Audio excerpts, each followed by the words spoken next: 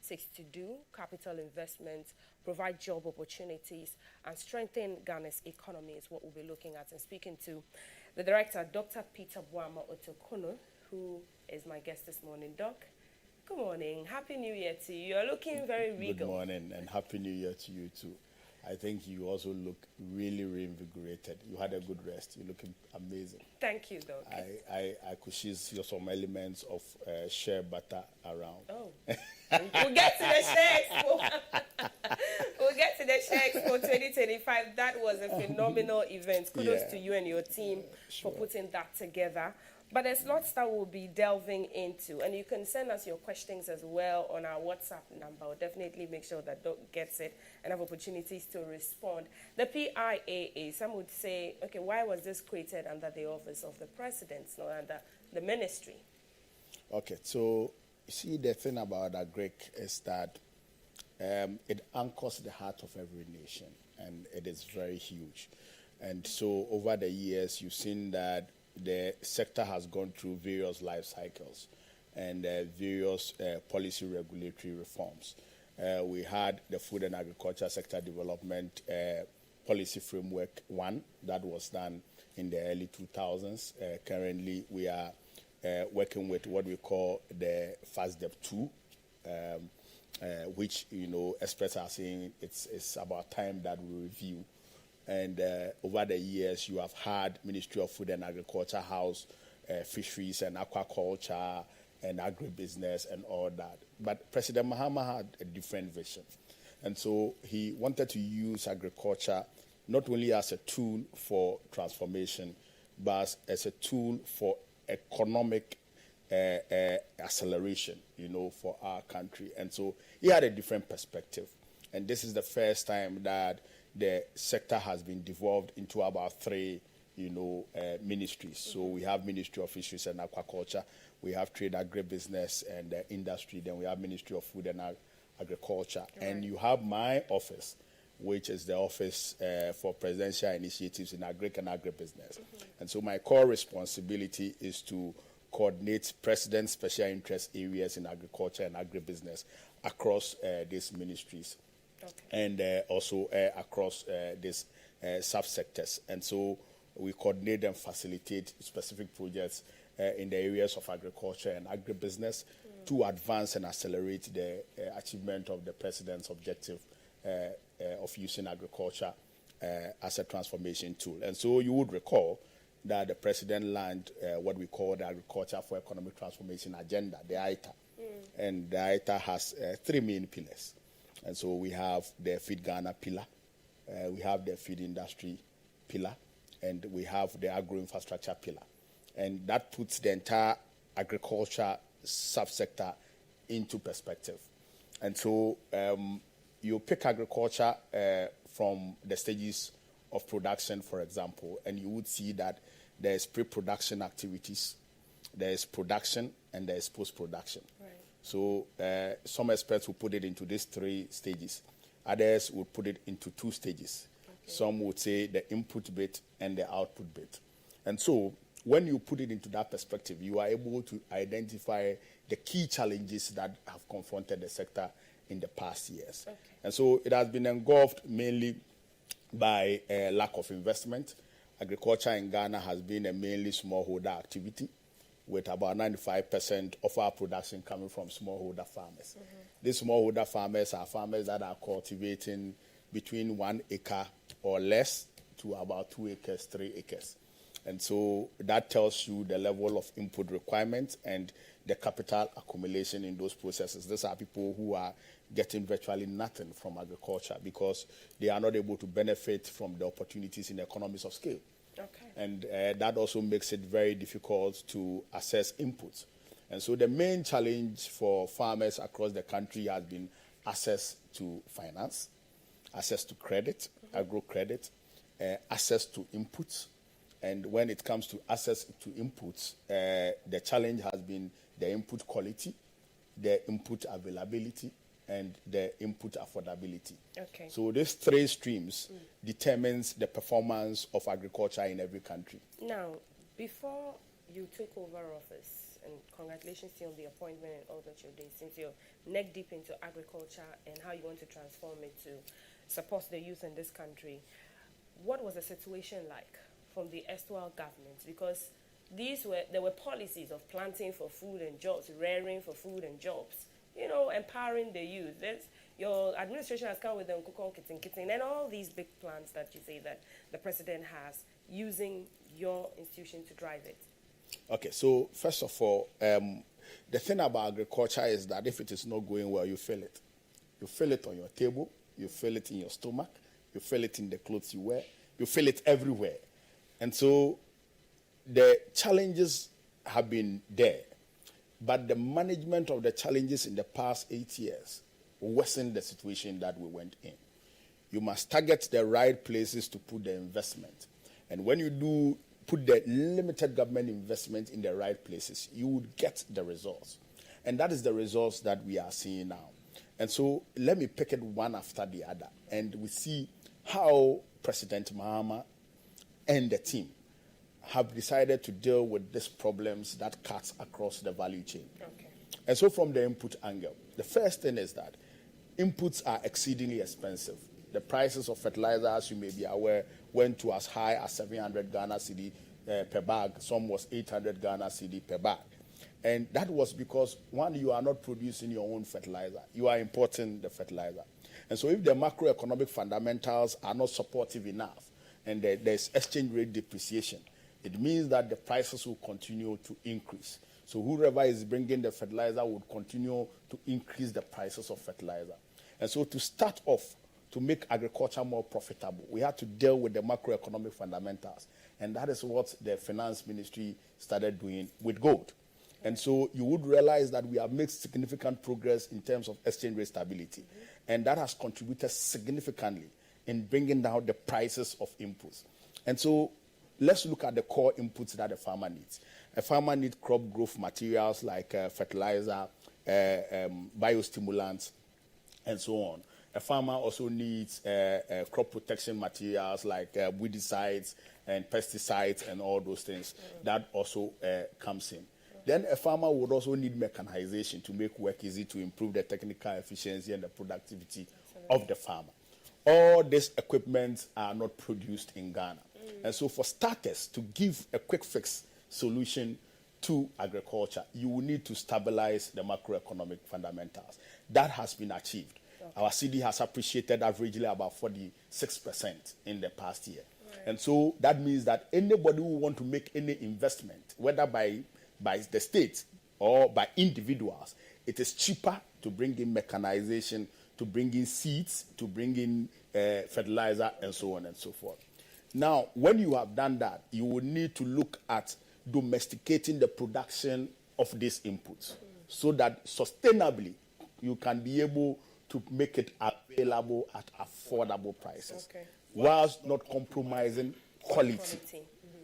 And so how have we cured that? There are a number of policies that we have put in place to make sure that we are able to improve the accessibility of these inputs. And so very soon, President Mahama is going to cut the cord for an assembly plant for tractor in Ghana under one of the 3 pillars of the agriculture for economic transformation. We call it the agro-infrastructure development, which all comes into the inputs. And so under the agro-infrastructure development, we are looking at making sure that tractor assembly plant. Tractor implements are fabricated here, so that in the long term you will get it cheaper. Our roads are better, and that is why the president launched the big push. Right. And the big push, significant portions are going into roads that are very critical for our agriculture. The abandoned cocoa roads are on. There are new roads that we are constructing. The Minister of Roads and Highways have spoken about constructing a bridge over the Afram Plains, for example, and one also in the Voli Bridge or something in the Volta region, so that you are able to connect and move the post-production, activities, improve your post-harvest performance, so that you are you aware that in Ghana our post-harvest losses alone comes to about $2.5 billion US dollars. Wow. So whilst we are importing about $3 billion worth of food every year, annually we are losing $2.5 billion from post-harvest losses. This is a food that can feed the whole of Ashanti region and half in a whole year. And so you can imagine the extent of the losses. And so the strategy is to make sure that we put these systems in place in terms of both mechanization and access routes to be able to reduce the post-harvest losses. But at the same time also, you are making the farmer profitable by cutting down on the cost of production to increase the profitability. But you do mention long term. In the long run, it will become affordable. What happens in the interim with the post-harvest losses? Because all of these things that you've mentioned, which are essential to drive down the post-harvest losses and make the farmers' life better, seem long term. What's the short term? So the short term measures are measures that have been taken. And they are the measures that are already yielding results. For example, the president has directed that all schools in Ghana undergoing the school feeding program should only feed on Ghana-made food ingredients. Right. And so if you look at Ghana, our food systems, it is driven by basically about 6 or 7 food ingredients. And so in Ghana, we do a lot of maize. Whilst the poultry and the livestock are taking maize, we compete with them. We do sorghum. We do rice, which is a staple on everybody's table. We do soya bean, most significantly because, again, the livestock also take them. Then among the vegetables, we do tomato, onion, and pepper. You understand? Now, these food ingredients forms the core targets of government's program in the last 1 year, and I mean in the medium term. And so what we have done is that we have invested effort into making sure that inputs are available for this 6 core food ingredients. And that falls under the Feed Ghana policy. And so the Feed Ghana program that is being run is targeting these 6 main food crops and beyond. But the target is to make sure that we produce in excess of our consumption. We become food sufficient in maize. And for the first time, we have become food sufficient in maize. Previously, when we are talking about even being food sufficient, we don't consider feed for the livestock.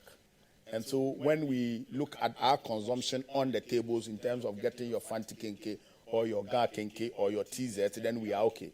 But this time around, we are looking at it beyond just the carbohydrates for we human consumption, but also for livestock production, because the food chain will not be complete if you don't look at protein provision. And that is where the poultry comes in. And so under the Feed Ghana program, we have provided input support for the farmers to produce these food crops. And that is why you would see that the rice farmers are crying, for example, because this year we have cultivated a lot of rice. Under one of the initiatives that we run in this office, which we call the Dobidi initiative. Dobidi simply means cultivate and eat. And it's an initiative we put in place to support smallholder farmers. As I intimated earlier, 95% of our farmers are smallholders. And they are those who are not able to accumulate capital and be able to access credit. And so for every government that is indeed serious with agriculture, you target those people and provide convenient access to inputs without having to go and look for collateral and go and chase financial institutions. And so this year, in addition to the ministry's free fertilizer that they delivered to some of the farmers, we also partnered some input dealers, and we ran a program we call the Dobidi to provide the seeds and the fertilizer and the crop protection materials for the farmers. And under our rice project under Dobidi, we're able to do about 10,000 acres of rice production, which yielded about 100,000 bags of rice. And so for those who have tasted some of our Dobidi rice, this is a rice that were produced by our smallholder farmers in the small communities in the northern part of Ghana.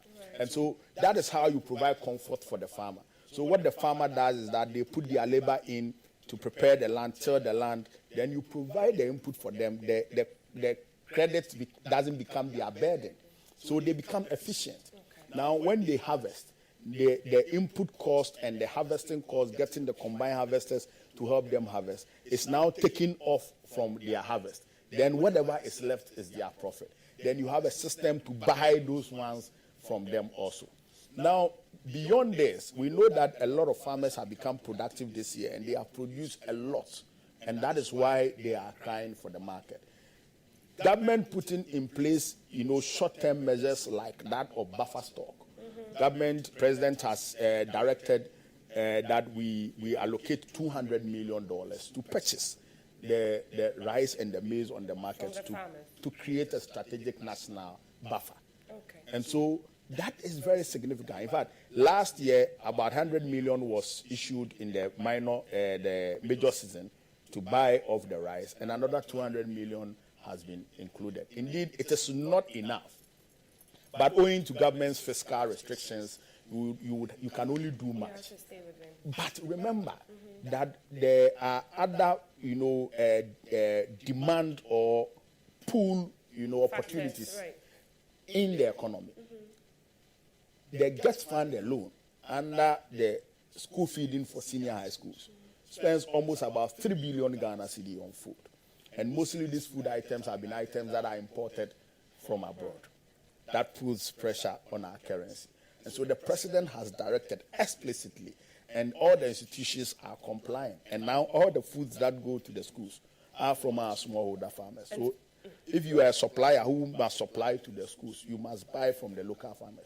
These are short-term measures, but in the long term, it is only agro-processing, advanced accelerated agro-processing, that can solve the problem.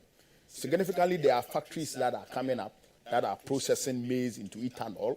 Ghana is becoming an ethanol hub, and I am working on one project, a new company coming in. Okay. There are 2 companies that are already, set up this year. Some are in the Afram Plains trying to, convert maize to ethanol. Some are also using the rice, for other, processing products or intermediate products, and so on and so forth. And so we believe that if we are able to add agro-processing to the output that we are producing, which is the best news you would have is to have a nation where its productive efforts in agriculture is exceeding expectation, and there is bumper harvest. That's the best news. But you agree that the ecosystem around it has to be well placed to make them feel that this bumper harvest, that's why farmers would not cry that they have too much rice, because that's what government seeks to do. Actually, it's a chicken and egg issue. So which one comes first? Is it the chicken that comes first or the egg? The chicken comes before the egg. Oh, that's a long argument. That lays the egg. But it is the egg that produces the chicken. I know. So you can't have it. It must go together. Okay, it must go together. But first, then that's what policy formulation is about. That's why governments would always have different opinions. But our opinion is yielding very good results because we started off at production, and now we would have to deal with it at post-production. So the production is giving you the results. Low prices of food. Now food is cheap. Yeah. I have a farm. I farm all kinds of livestock. And in 2024, I was selling eggs at farm gate at 85 cedis. Now I'm selling my eggs at 45 cedis. Wow. And that is also significant because the cost of the input has come down. I used to buy a bag of maize, 50 kilos, as high as 480 Ghana cedis. 50 kilos. Now I'm buying that same maize at 180 Ghana cedis, 50 kilos.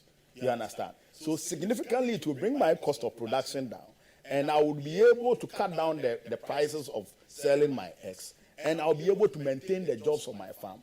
But also, when I sell the eggs, I'll be able to create jobs for a lot of people who are in the business. Absolutely. There's a young woman who came here and she was crying. She doesn't have a job to do. She wants to go and sell. Then I said, I'll give you eggs. I'll give you 50 crates of eggs for free. Wow. Go and sell and come and pay 25. Then every week come for 50 and come and sell. Now she's in business and she's taking 150 crates of eggs every week. And so that is the kind of value that you are able to create. A lot of people who were not into egg sales are selling eggs. There were some whose businesses collapsed because they couldn't get the eggs again. It was exceedingly expensive to get the eggs. And the farmers were closing their farms down. As a result of government policy, all these are working together in an integrated manner. And so you have been able to produce enough maize, enough soya bean. Now, soya bean that we used to buy, in fact, just 2024, I was buying milled soya beans for about 550 Ghana cedi per bag. Okay. Yes. Now I'm buying soya bean, the milled one, at 320 Ghana cedi per bag. Significant reduction. Significant reduction. Almost about 45% reduction. And that is what government policy is about. Results. Okay. And so we are getting the results. Now, sustainability. There is a lot of eggs in the market. That is not why the prices are cheap, though. It is because the inputs are down. But it means that government must put systems in place to process the eggs so that they do not go bad. Because eggs cannot stay forever. Now, in my office, I have engaged a team of investors who are willing to set up egg processing plant in the Ashanti region. In fact, the Ashanti Region Poultry Farmers Association themselves have developed a project which we are working on to get the funding to process the excess eggs that we are producing. And so that is how you build a sustainable agriculture system that supports the economy. Right. And so you must do the first things first and see the results that you are getting. Make it sustainable, make it efficient, and make it, productive. Okay. Before you can pick it from there. And so in this office, apart from the Dobidi initiative that we have put in place, there are a number of initiatives that, and we are not in the 1 year of your you being in office. Yes. Okay. And mind you, under the Dobidi, we are not doing only maize and rice. We are doing vegetables as well. And so we have signed an MOU with Maflex Enterprise, one of the biggest exporters of vegetables in Ghana. Okay. And this year we are going to provide input support to smallholder farmers to produce vegetables, tomato, onions, pepper, and green pepper and so on. All those other vegetables, okay. Some of which makes good returns on the export market, so that we'll be able to increase our foreign exchange. And so that is on Dobidi. Then we have what we call the Youth Agriculture Estate. As part of President's vision to make agriculture exciting and, if you want, sexy for young people, so that the young people will get in there. You will see that he's been talking about it a lot. Yeah. And thankfully this year you are seeing a lot of young people trying to inquire, to know about it, to see how they get involved. We have set up a project we call the Youth Agriculture Estate Initiative. And this Youth Agriculture Estate Initiative is targeted at not only improving production capacity of some strategic staple crops, but also to add value addition, skills training, and skills transfer to the young people. And so this project takes large tracts of land, and we develop estate facilities that can house the young people, and they come and stay on the farm and work on the farm. Okay. Yes. To learn the skills. To learn the skills. And then start their own business. Then they can go and start their own businesses. They can also learn skills in even adding value. Okay. Then I'm sure you know about the school farm. The school farm. So I was going to say, so you're tackling the education front and then the after education front. So that you can pick it from the early stages. Now, when you have been able to do that, then you know that your agro age, which is around 60 years now, averagely, would be able to come down. Because when your agriculture age is around that stage, then it means that you are not producing. You understand? And this is a crisis that the global economy is facing. When you go into the advanced countries that are even advanced in agriculture, they are having that challenge. And so every nation is trying to work its way to bring the young people into just bear in mind, Africa is having about 65% of our population being young people under 25. Imagine if you're able to harness all this capacity, production capacity, into agriculture, the results that you can get. And so we are doing same across the view, including aquaculture, including poultry. And so you know about the Akoko Nketenkete policy. It's a household intervention policy, which is giving households in every district, some households in every district, about 50 beds, to manage household income and, as a nutritional supplement also for the household. But that is not only the intervention around poultry. Everybody talks about agriculture, but there is poultry farm to the table, which is a commercial bit. Which commercial bit is looking at growing broilers and layers to support the market. And we are also running a similar program.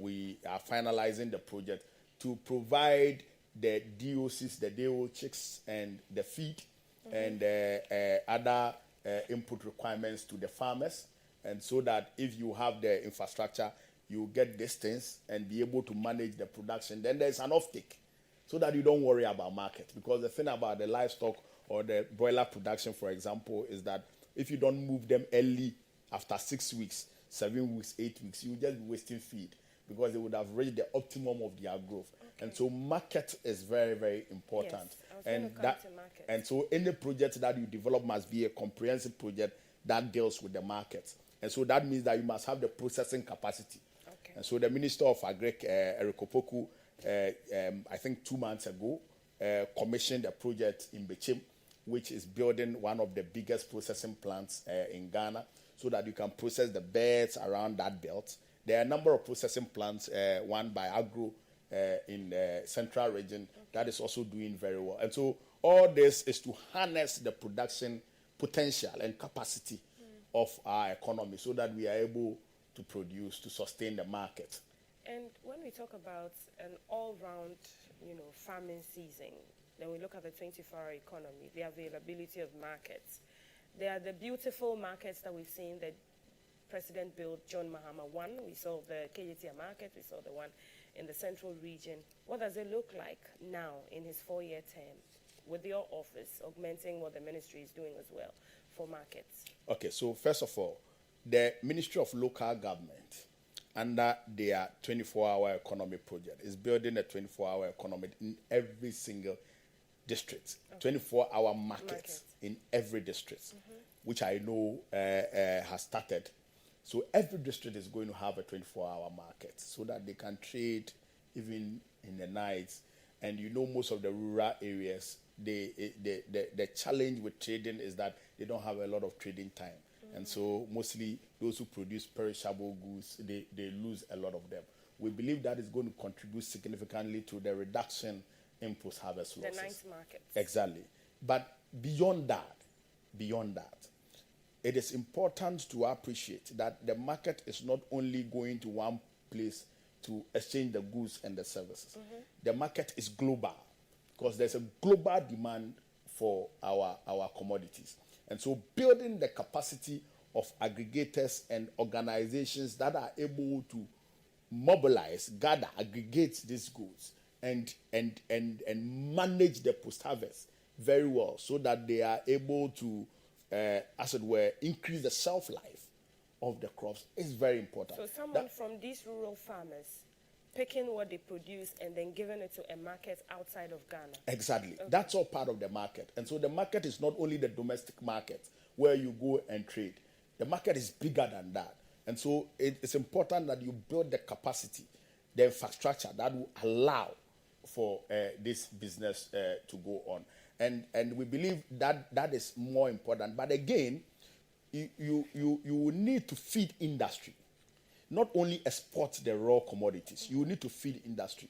And that is also part of the market development. And so how many industries are we building? How many industries are we facilitating to be set up to move the commodities from the farm and add value and even increase the profitability and the job creation potential of those productions that we do. And those are the key things that enhances market development. So for example, let me tell you a story about cocoa.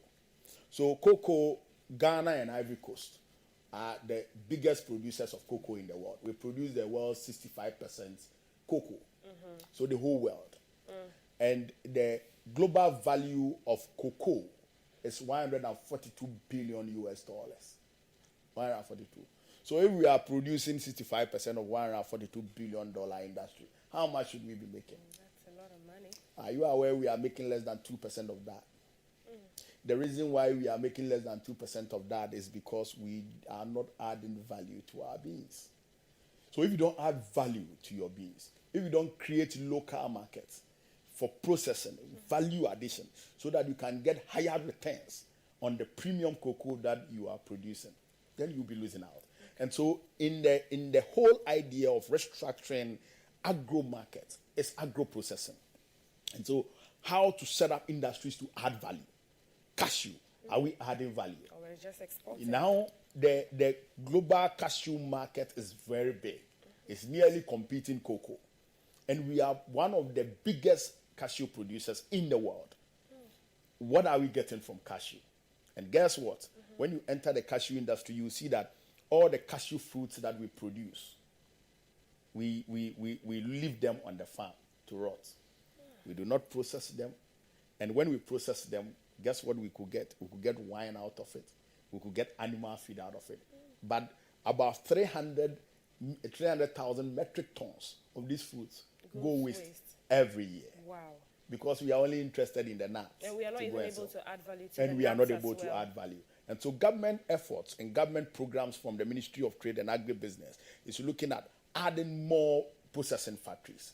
I'm working on a similar project with other private investors who are looking at setting up some plants in the Bono region where they do a lot of And because it's the Bono discussion. region, I'm sure if anybody is watching us, the farmers from there, those in the value chain, we'll talk about the roads in the Bono area, because you mentioned initially even how integral transportation or connectedness to these places is. And so, in your purview, what are you doing to push for that?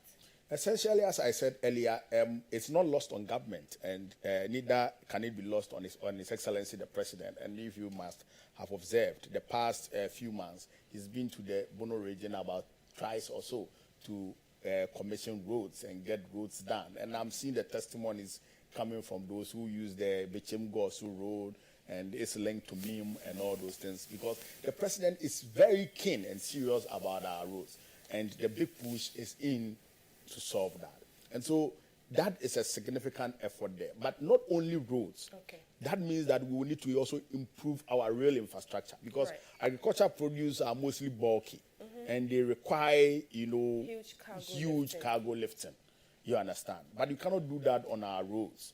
And you see why every 5 years, 10 years, we have to construct a new Accra Kumasi road and all that. And that's why the Accra Kumasi Expressway is also coming in. And so it's not lost on the President. Okay. And the entire strategy is part of a grand scheme to make us not only efficient on the farm, but also in the movement of goods and services to reduce the post-harvest losses. Okay. And this whole, grand scheme is part of it.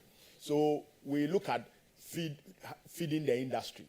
And so the feed industry initiative is basically the umbrella to create market expansion for the production. Right. And so industrial crops like coconut last year to improve our foreign exchange earnings and our production capacity in coconut and to maintain our rank as the #1 coconut producing country in Africa, we decided to embark on an aggressive push to expand the production capacity of Ghana in coconut.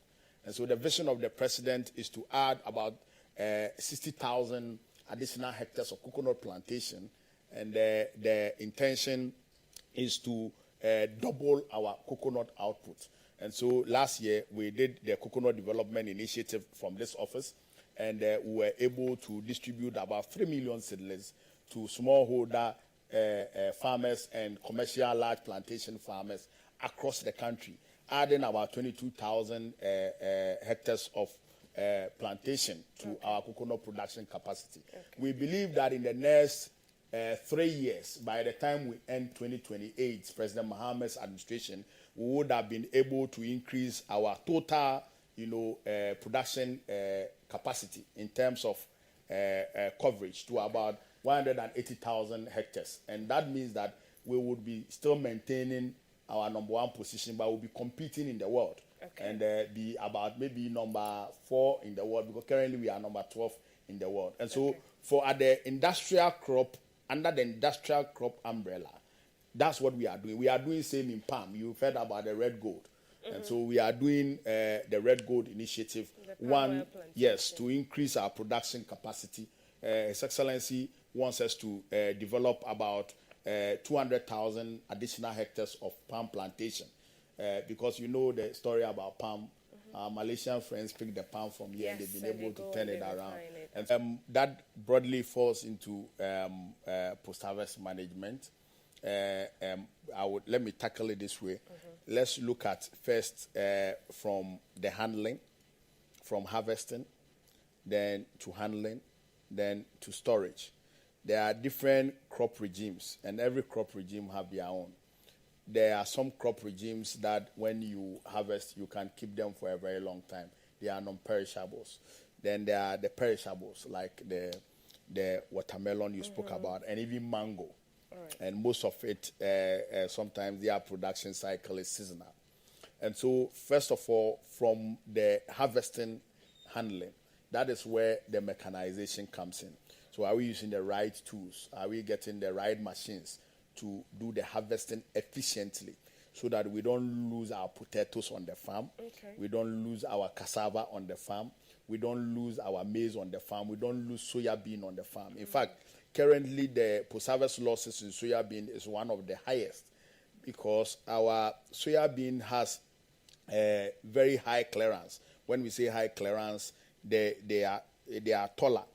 Okay. And so when they are doing the harvesting, they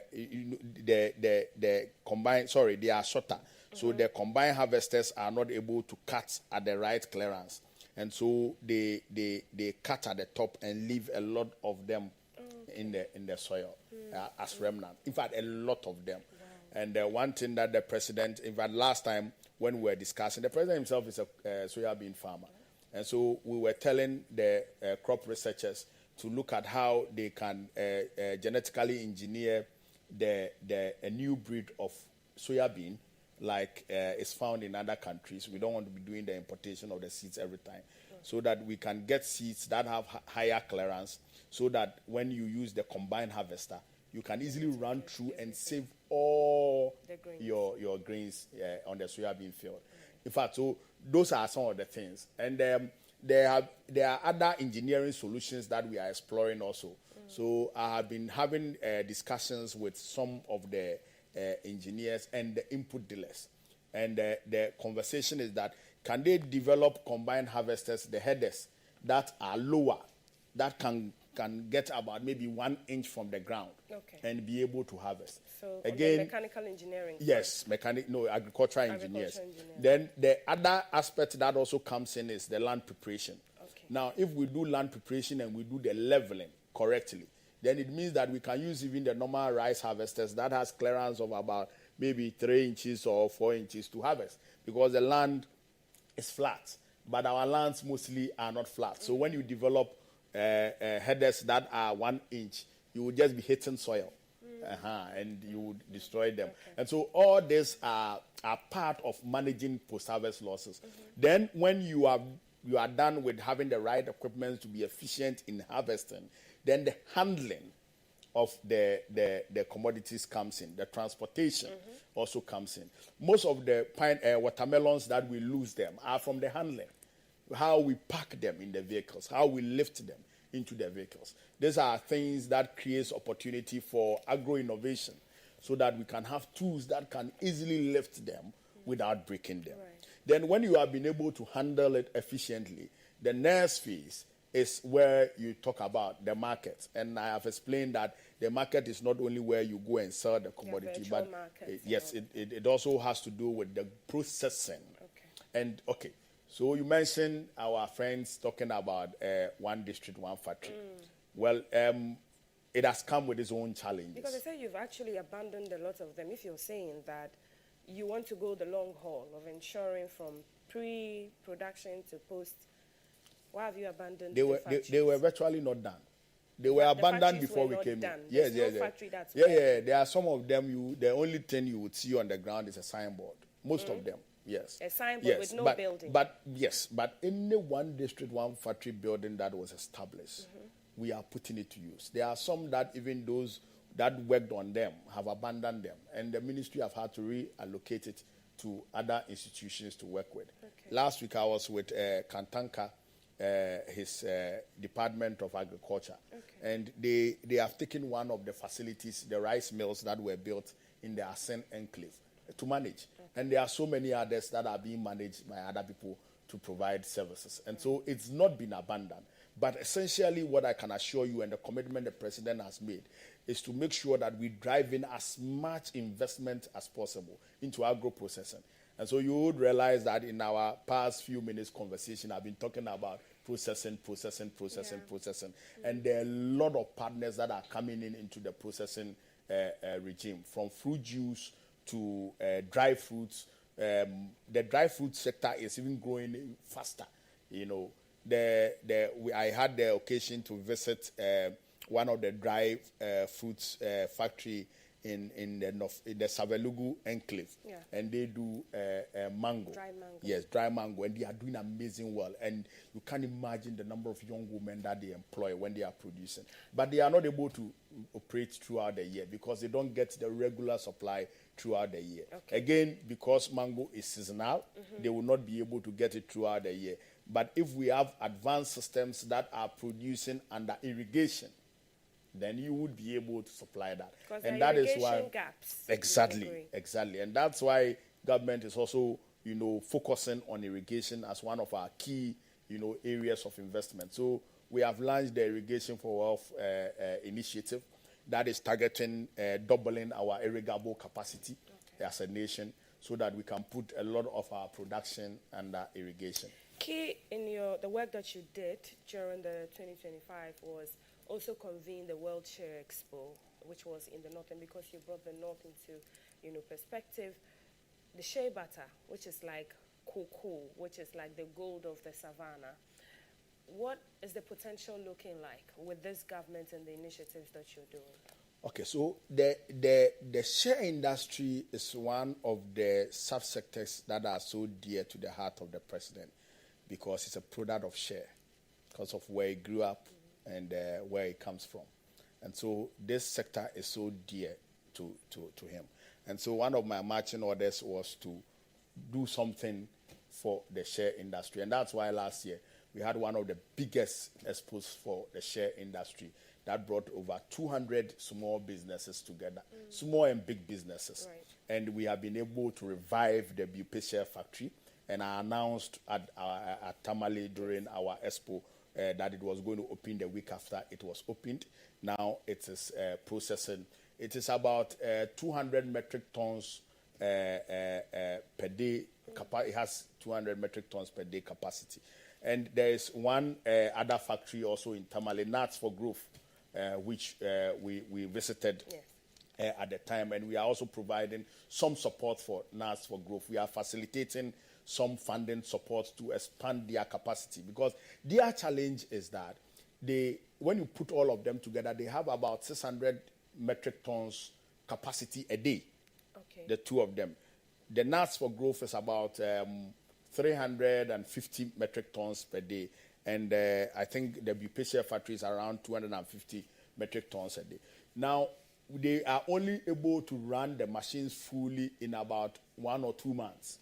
They employ several thousands of the young women who pick the shares, and those who carry the shares, those who transport the shares, and those who help them on the factory. And when you visit the factory, you see the number of people that are working. But they're able to work only 2 months in a year. The reason is very simple. Even though we are one of the biggest producers of shea nuts, most of the shares goes into raw exports. The Burkinabes have banned the exports of shea nuts. Even Nigeria. And so no share goes out. Mm-hmm. But that is why President Mahama is saying that there is a need for us to also make that same decision to protect the local industry, to improve our capacity to earn more from our share. And so this year we are putting measures in place, not only to improve the sector, but to improve the capacity of the processing factories. There are small, cottage industries that are processing shea from Upper West, Upper East, Northern region, Savannah region, Northeast region, a lot of industries. Okay. In fact, this week I heard there's one function in WA that is in line with also, doing this. And we have seen that one of the challenges facing the sector is the inability to move the shea nuts from the forest to the processing centers and to the markets. Okay. In fact, about 45% of the shea nuts are what we are able to move. So it means that we leave about 55%, to rot on the farms. And so, as part of government intervention from the Presidential Initiative Office last year, we decided to support the farmers, the women, the share pickers who pick this share with PPEs, because mostly the challenge for them, as we have come to know and they share with us, is that they are unable to go deep into the forest to pick them, because then they are exposed to wild animals like snakes, and they get a lot of snake bites. And so what we decided to do, together with Ghana Exim Bank and Ghana Export Promotion Authority, was to provide PPEs for them. So we give them Wellington boots, and we give them long gloves that reaches their shoulder, so that they can be able to pick the share without, getting attacked by snakes and all that. Okay. Going beyond this, I think there is a need to do more to improve the processing capacity of the country. Okay. Those cottage industries that are processing and are doing well. There's one brand of shea butter that I use, and it carries your name. Yes. There's I don't know if you have seen it. The Multi-City. Yes. And they are doing amazingly well. But these are cottage industries that are producing, shea, processing shea and all that. And you see, the shea itself is a livelihood for most people, because that's their food as well. They pick the shea, they cook them, they use some to cook. In fact, they eat the fruits. Yes. And I didn't know that the shea fruits was that amazing until early last year when I tried some of the fruits. The fresh one. It's amazing. It is. And so this is something that government must put, efforts in to make sure that we develop it properly. I cannot let you go without talking about agriculture and Galamsey. The millions of hectares of land that the Peasant Farmers Association has always attributed to pillaging of forest reserves. The Minister of Lands, Honorable Kofi Amabwa himself, said 44 had been lost out of over 200 forests. And the arsenic and the cyanide and the fear of people to even buy a carrot and just chew it on the street because of Galamsey. Carrot is safe. You can buy and chew. There's no cyanide or mercury. There's mercury. No cyanide or mercury in our carrot. It is contumely. The contumely is safe. You can eat your contumely without fear of cyanide. You see, there is a challenge that this government is not sleeping on. And we have confronted it so efficiently than any government in the past. And it is yielding results. Now, the fight against Galamsey goes beyond just the poisoning of our soils. It has to do with the core of our livelihood.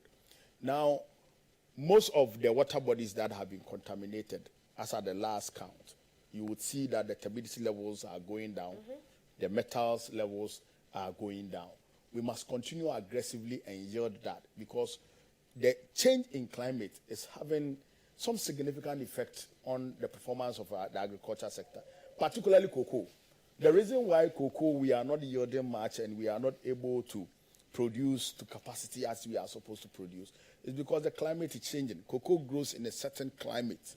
And when the vegetation cover is lost, it could be a cocoa growing area. The soil quality could still be viable, but you will not get the yield. You may even perform all what we call the cultural practices, but yet your yields will come down. And so it is the vegetation that must be protected. And so in this office, this year we are doing 2 projects. We are doing one with the Forestry Commission, which we call the Agroforestry Restoration Initiative, riding on the modified Tanja system, so that the forest covers that we have lost, that have been reclaimed, but most of the forest reserves have been reclaimed now. We would be able to put them back to the forest capacity. But how do we do them?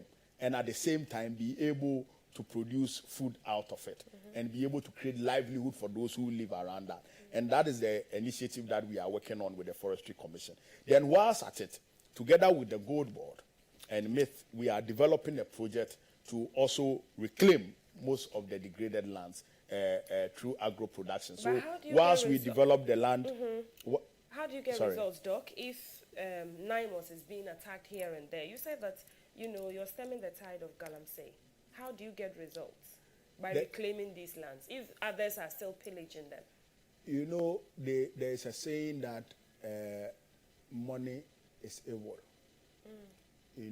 And when anything has to do with money, crime is likely attached to it. When people are mining gold, and they are making a lot of money. The likelihood for them to become reckless because they have made money is there. But that doesn't stop government from fighting. We must yield some results. We must continue. And that's why we are making progress. So they would attack them. And it is expected. And that's why the military is being used. That's why Motiti was not sent to go and fight Galamsey. That's why they are using it. You won't do, you can't do it. So the military are equipped enough and they have the full backing of government to do the fight. And they are doing it excellently well and they are achieving results.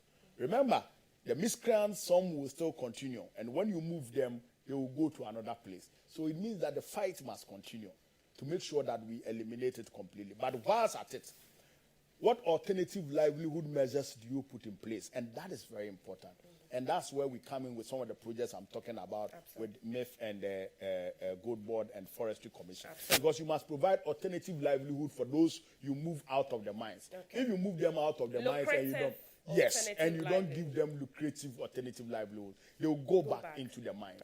And so whilst we bring in community mining schemes, that will bring these young people under responsible mining, regulated under law, doing it properly without contaminating the environment. You must also create alternative livelihoods for those that you can move out of the mining regime to produce other things. And we are using agriculture as the tool to do that. All right, Doc.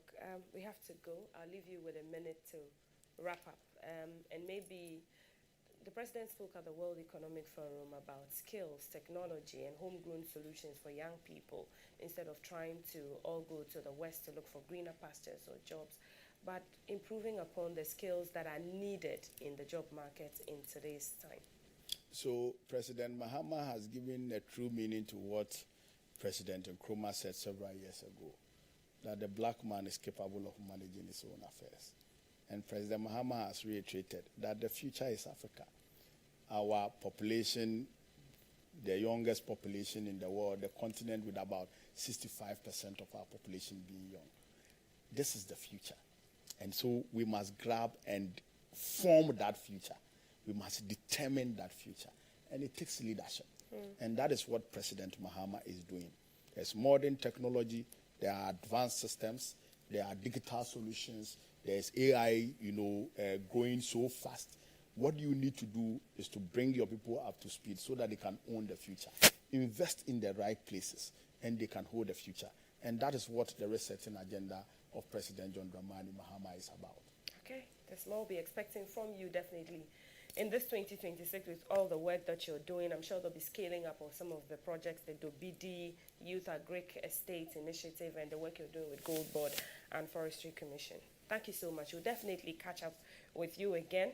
Dr. Peter Boama Otokono is the director of the President's Initiative in Agriculture and Agribusiness, and we've been speaking extensively about the potential of agriculture to drive Ghana's economy, youth-led initiatives that could drive Ghana's economy, speaking about the cocoa sector, the Shea sector, plantation oil, palm plantation, Galamsey, markets, 24-hour markets, linking pre-production, production, and post-production in a very wholesome way that benefits the Ghanaian. I am Altiti Saida Sadiq, and we're back with more GTV Breakfast Tuesday.